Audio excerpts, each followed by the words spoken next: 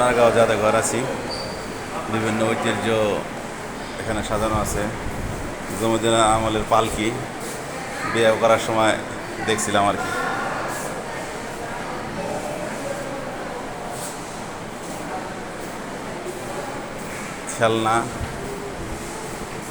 খেলনাগুলো সাজানো আছে।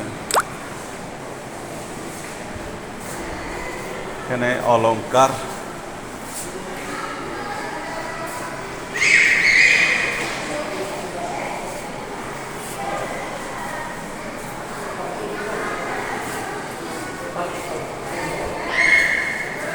এখানে আছে বাদ্যযন্ত্র,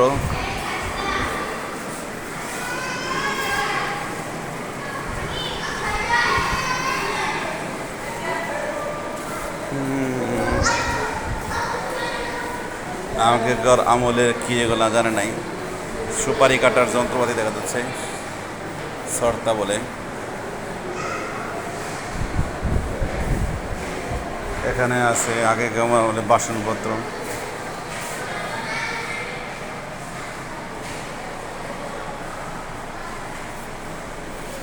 আছে মূর্তি।